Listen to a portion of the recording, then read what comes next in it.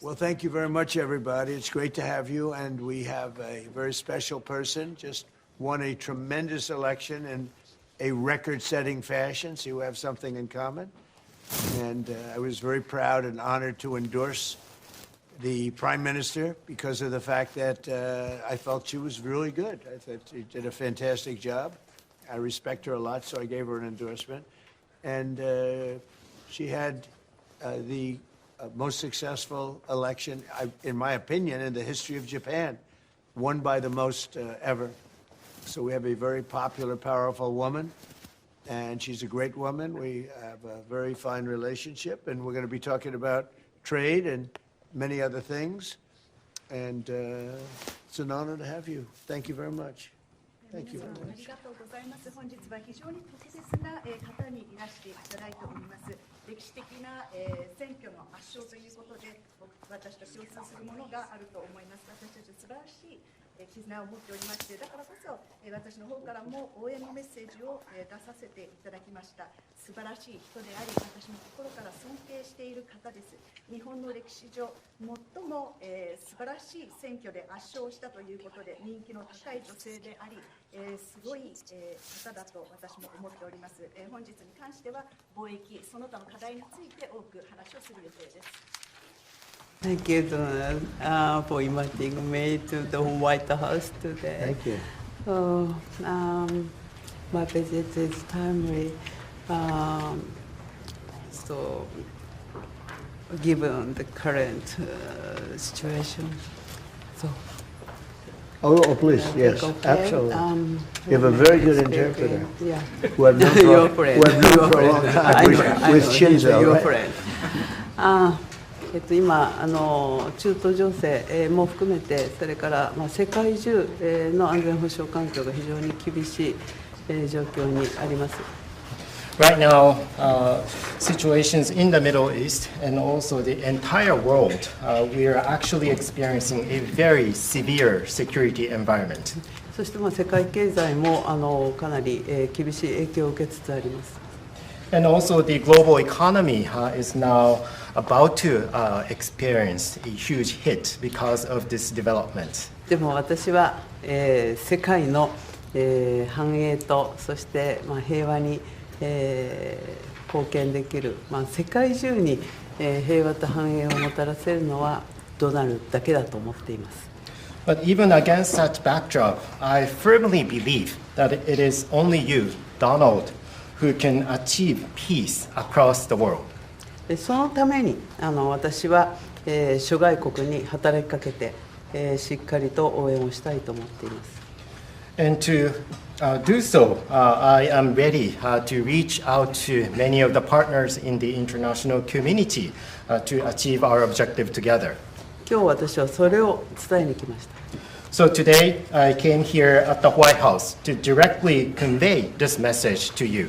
そしてイランに関してはもう核兵器の開発、これは許されてはならないことですから、日本も働きかけをしてきました。And speaking of the situation in Iran, Iran's development of nuclear weapons must never be allowed. And that is why we, Japan, have been urging them and also reaching out to other partners in the world. そして我が国は周辺国に対する攻撃、ホルムズ海峡の実質的な閉鎖についてもこれは非難をし、そして茂木外務大臣からもイランの外務大臣に対してそれをやめるように申し入れをしてきました。In addition, Japan condemns Iran's actions such as attacking the neighboring region and also the de facto or effective closure of the Strait of Hormuz. As a matter of fact, my fellow minister, Minister Motegi, Foreign Minister Motegi, also had the direct exchange with the Iranian foreign minister and urged Iran to stop such activities. You'll let me know. You'll let me know.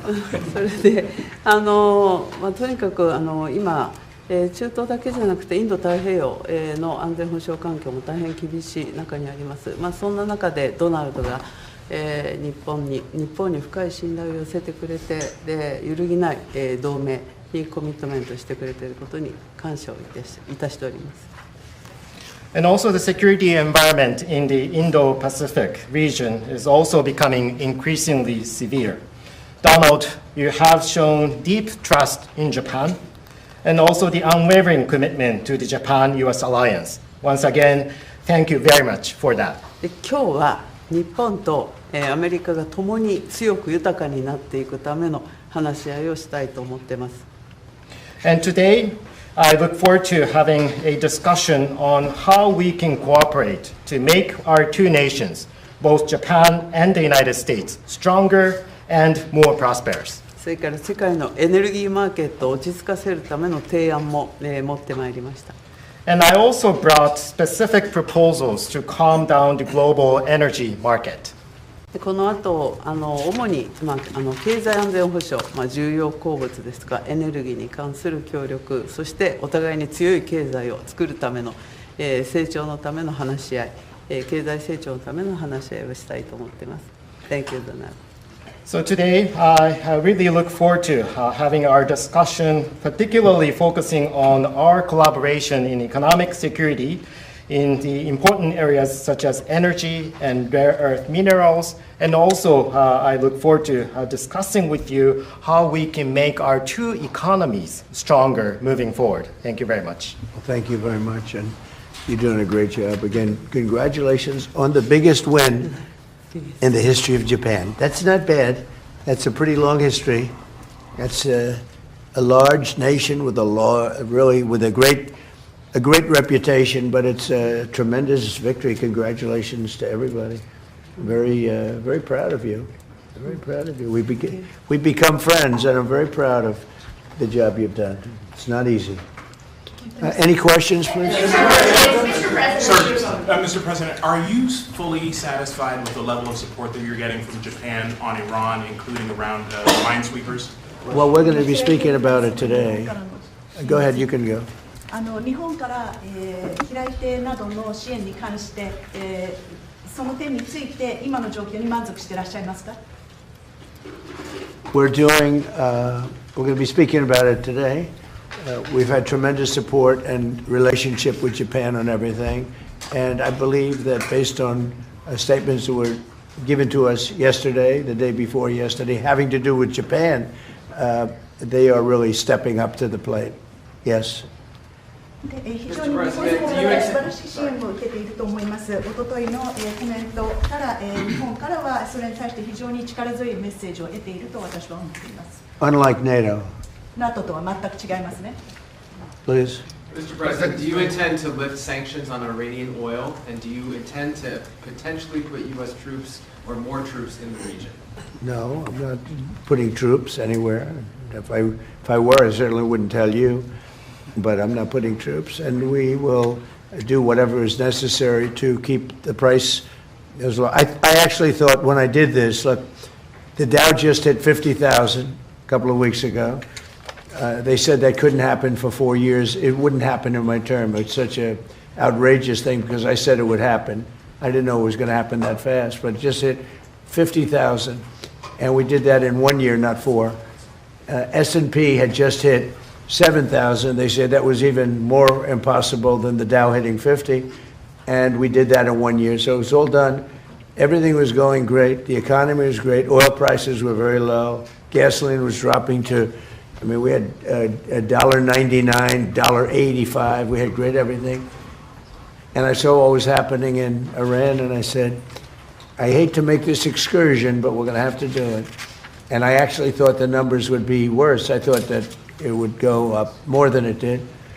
But we're doing this excursion, and when it's completed, we're going to have a much safer world. And the Prime Minister agrees with me on this. She considers it to be terrible what Iran did. I think every country does, just about every country does. Iran is a serious threat to the world, to the Middle East and to the world. And everybody agrees with me. I think virtually every country agrees with me on that. So I wanted to put out that fire.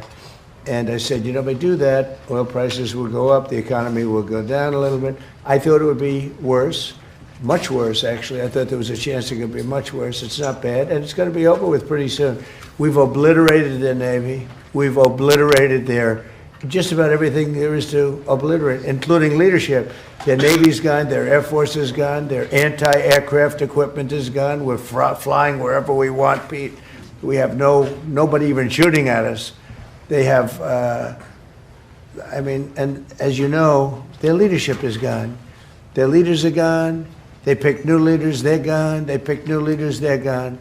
And now they're looking for new leaders again.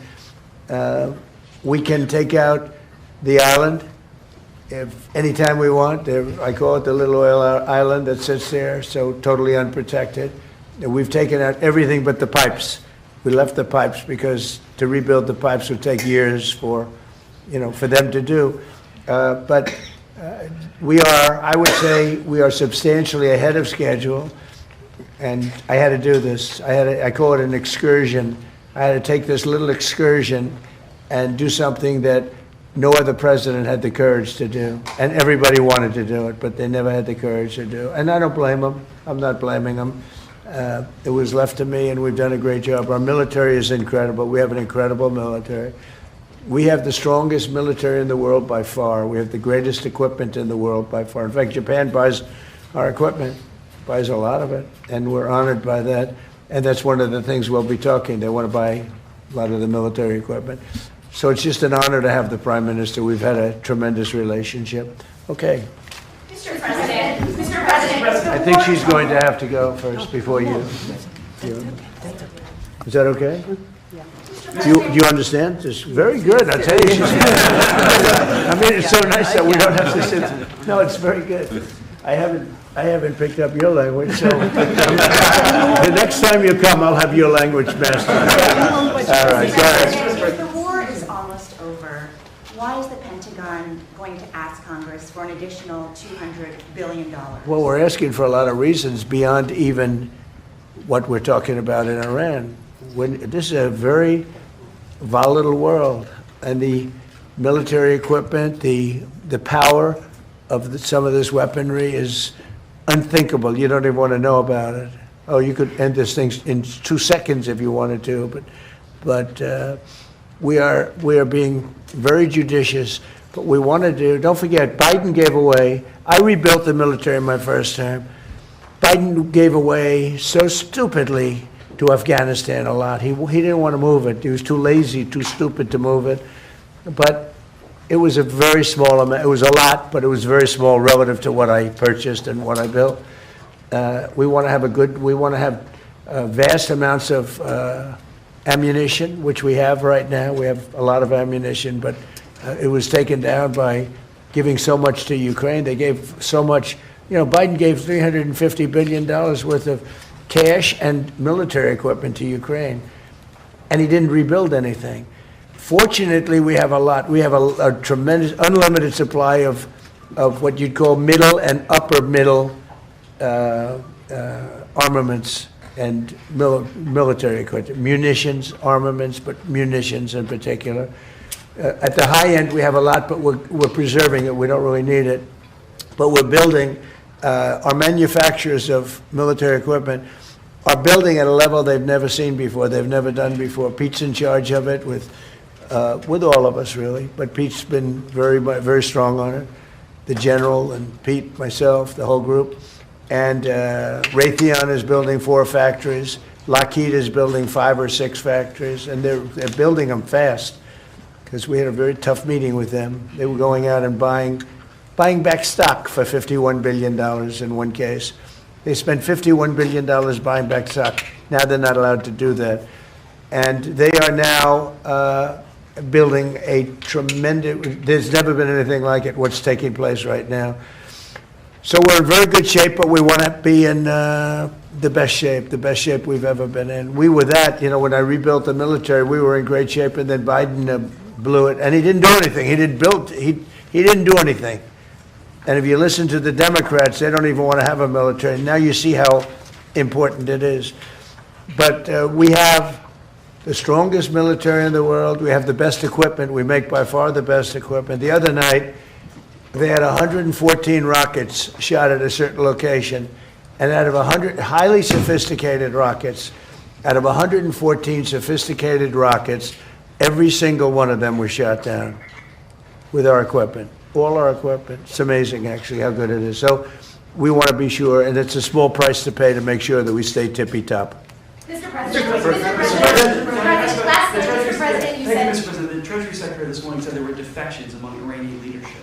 Are you aware of that, and is there anybody the U.S. can work with as a leader going forward? Well, we have a man named the Treasury Secretary here, so maybe he wants to discuss it. Does anybody know? Do you know who he is? Central Casting. Yeah, so Ed, we are seeing the defections at all levels as they're starting to sense what's going on with the regime. It doesn't get reported here in the U.S. very well, but we are trouncing them from the air, and the regime will probably collapse within itself. At Treasury, we've seen where they've wired their money out of the country. We're coming for that. We're going to get it back to the Iranian people. Are you seeing defections? Is Israel... There's a lot of military defections also. You have a lot of military defections in Iran. I don't blame them. Thank you, Mr. President. Have you talked to Prime Minister Netanyahu about attacking the oil and gas fields? Yeah, I did. I told him don't do that, and he won't do that. We didn't discuss. We do. We're independent. We get along great.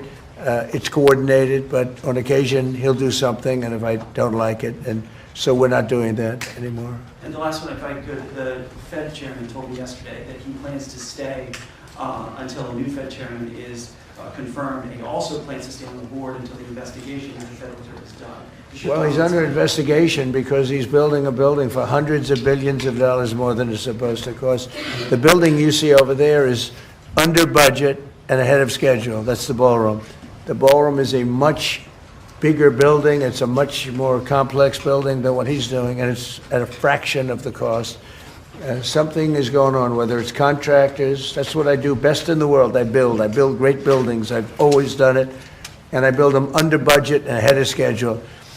They could have $4 billion. This is a renovation job for $4 billion. And if you look at the building, it's not even, I don't know if Kevin Warsh is ever going to be able to move into it. It's been under construction for years. It's the most expensive building ever built.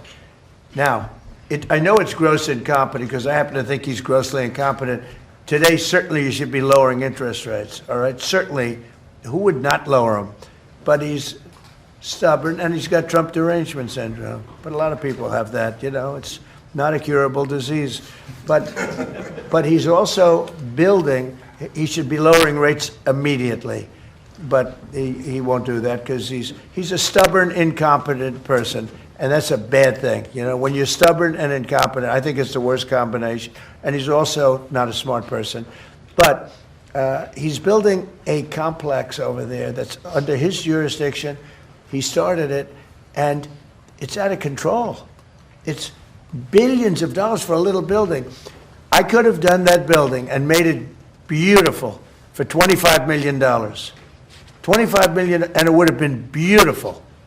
Look what I've done at the White House, fixing it up, and the place was in bad shape. You see the floors and everything.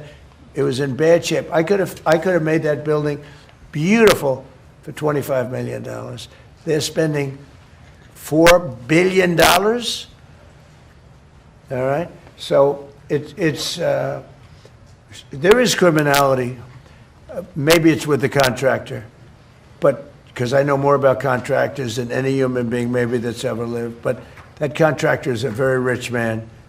Whoever the contractor is, and we know, but whoever the contractor is an extremely rich man. He's going to make, he could make millions of dollars.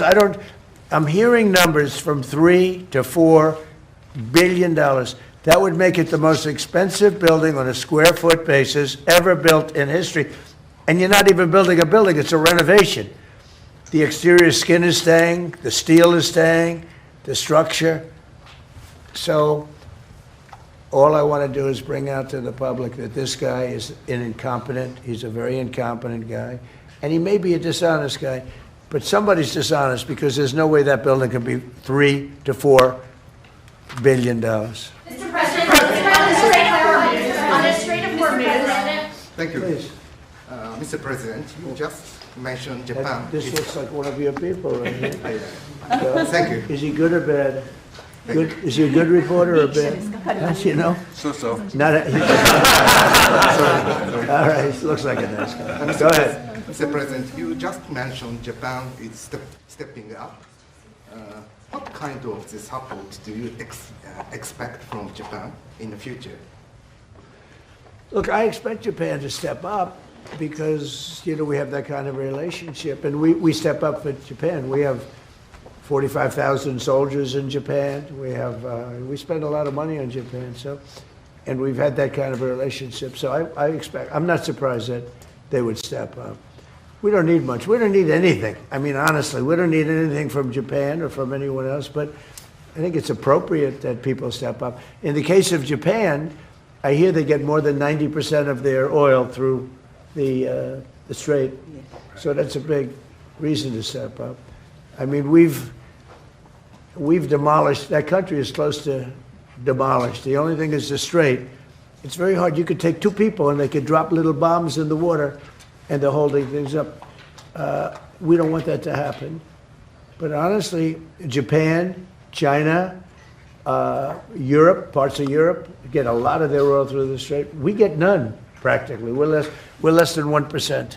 We don't have to be any percent. We don't even, I think we do it just to be nice. But we think of it, we don't use the strait. We're defending the strait for everybody else. And then in the case of NATO, they don't want to help us defend the strait, and they're the ones that need it. But now they're getting much nicer because they're seeing my attitude. They're getting much nicer. But it's, as far as I'm concerned, it's too late. You know, UK wants to send aircraft carriers now. And I said, I want the aircraft carriers before the war. I don't want them after the war is won. They want to send me aircraft carriers after the war is. There's practically nobody to shoot at them. You know, their missile count is down, Pete. Maybe you could discuss it by about 90-something%. The drones are way down, and the factories are being demolished. Maybe. Yes, sir. Our missiles being shot are down over 90% since the beginning. One-way attack drones down 90% since the beginning, which is a reflection of overwhelming firepower. But you mentioned the most important part, Mr. President. Their defense industrial base. If you can't make more of it in the future, then you have a limited supply. And so we're going after all of their defense contractors that make all of their exquisite weapons and ensuring that even if they wanted to rebuild more launchers or more missiles, they couldn't in the future. And that's a level of devastation for their military that they've never seen before. So we have, in literally 2 weeks, we've demolished their Navy, their Air Force. All technology is gone. All communication is gone. And all of the leaders are gone. Other than that, they're doing quite well. Okay, how about one more question for the Prime Minister? Let me pick a beautiful-looking person from Japan. A question for the Prime Minister. Go ahead. Me? Yeah. Sure. Oh, he doesn't believe he's beautiful. Oh, okay. He's sounding shy. We're Japanese people. Of course, no, Japan and US are very good friends. But one question, why didn't you tell US allies in Europe and Asia, like Japan, about the war before attacking Iran? So we are very confused about we Japanese citizens. Well, one thing, you don't want to signal too much. You know, when we go in, we went in very hard, and we didn't tell anybody about it because we wanted surprise. Who knows better about surprise than Japan? Okay, why didn't you tell me about Pearl Harbor? Okay, right? You know, he's asking me. No, you believe in surprise, I think much more so than us, and we had to surprise him, and we did. And because of that surprise, we knocked out, the first 2 days, we probably knocked out 50% of what and much more than we anticipated doing. So if I go and tell everybody about it, there's no longer a surprise, right? Okay, one more for the Prime Minister. Mr. President. Are you good for the Prime Minister? Yes, go ahead, for the Prime Minister. Thank you very much. Japan's TJ Press. Japan's biggest concern is China. Now they are giving us export control and very harsh terms to criticize us. So could you plan? Will you plan to bring out relationship between Japan and China while you are there. Yeah.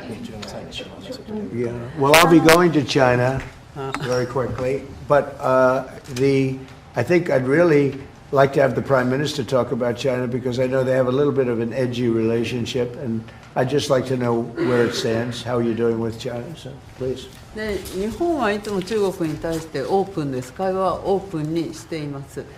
それから冷静に対応しています。でとにかく米中関係も含めてですね、これが地域の安定、それから世界のサプライチェーン、これに貢献するものであることを願っています。日本は常にオープンです。So first of all, Japan has been consistently open to dialogue with China. And also, second, we have been addressing our relations with China in a calm manner.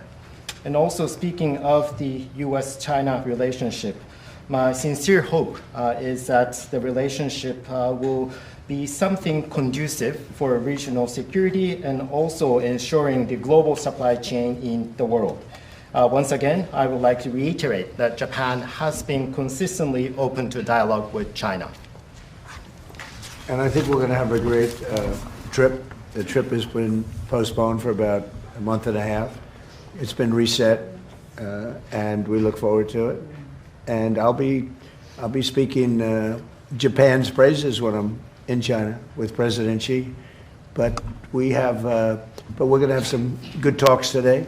And I think mostly about trade, because they want to do a lot of trade. They're a tremendous purchaser of our energy, our oil, gas from, in particular, Alaska. Because Alaska, believe it or not, is very close. It's much closer than any other source. It seems a little cold compared to, but it's just a short trip.